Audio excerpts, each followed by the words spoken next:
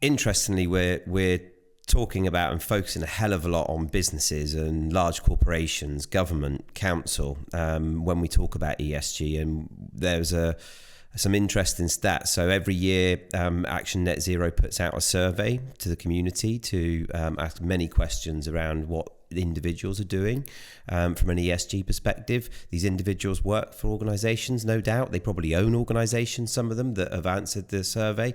And there was an interesting stat that came up that 60% of respondents in the survey believed that ESG was the sole responsibility of corporate, large organisations and the government. Sadly, that's not true. We are all individually responsible, even if it's down to recycling, doing your part, that simple piece. But could you give us some examples from that business side of work that we've done with organisations, but equally the community side, to show that we all can be a part of this, please, Pam? Yeah, of course. And I think that's the really interesting point, is that actually where communities and businesses intersect, that's where we'll get the most change, which is obviously something that we talk about all the time. It's a top-down, bottom-up approach. So it's really lovely to actually reflect and see examples where that's beginning to happen. So let's take it from the top down. So Edwards Vacuum is a global entity that currently is working in both the UK, US and Asia Pacific. It supplies semiconductors, which for those that aren't aware are pretty much omnipresent in every bit of tech, every bit of kind of manufacturing equipment across the globe. So I think what their biggest stat is 1 in 3 iPhones actually has an Edwards semiconductor in it, which is obviously an amazing stat. So they're a really important organisation. However, as a manufacturing company, they have a site in Clevedon, just outside Bristol, so we know them well.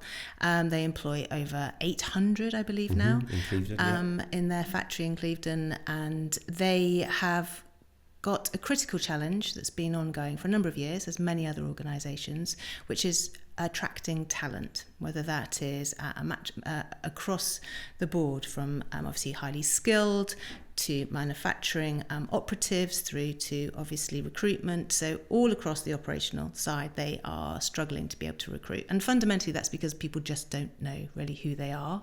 And they're competing. And they're competing, yeah, absolutely. If we think Airbus, about Rotork, Renishaw. Yeah, we have some big names in the southwest who've got amazing reputations.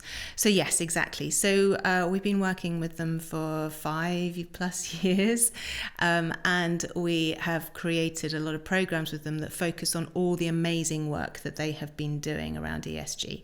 So as an example, they have a new factory. That new factory has got solar panels all across it. They have integrated salary sacrifice schemes for electric vehicles, which means that it's obviously cheaper for all of their staff to be able to buy one.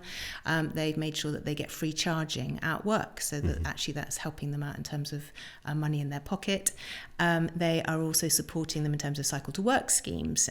They've also been working on a community level to make sure that there's accessibility to their site on bikes, so that again we can relieve cost of transport and it's cleaner and greener. One of those was actually being able to open up what's called the Strawberry Line, which is currently a disused track that, if it was invested in, could be used as a cycle track, which leads directly to Edwards manufacturing site. And so they've really looked at ESG from a how can we support our employees, how can we meet our targets, actually how can we drive reputation, and how can we grow business. Through those different lenses, I think we're delighted to say one of their biggest challenges, the recruitment piece, was supported by a lot of engagement and communication work around storytelling of all the great things that Edwards was doing, to the extent that that enabled them to actually gain a lot more interview candidates than they ever had done before. So anecdotally, their inbox, so the managing director's inbox, was much fuller than it's ever been.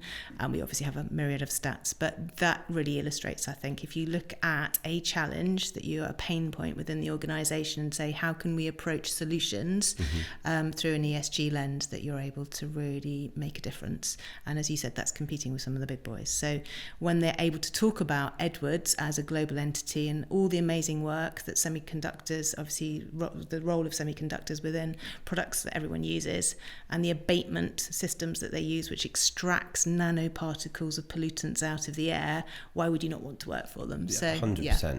There was another interesting project that they did with the University of Bath when they were building the new factory, they were trying to source the solar panels to go on the roof. They were trying to source the air source heat pumps. And from their procurement cycle, the majority of that was coming from Germany. And they partnered with the University of Bath with an academic and 6 students, and allowed the students to go off and be a very big part of the build of the factory. And the students actually found out that the air source heat pumps could be procured from 500 yards away from their factory, and they found a small local organisation literally on the same trading estate. And rather than those air source heat pumps coming all the way from Germany on planes, trains, boats, lorries, etc., they were brought across a yard and straight into the front gates. One, it cost them less. 2, the carbon footprint reduction was incredibly significant. 3, what a win for the students to be able to interact with an organisation of that size and do something incredibly good. Unheard of.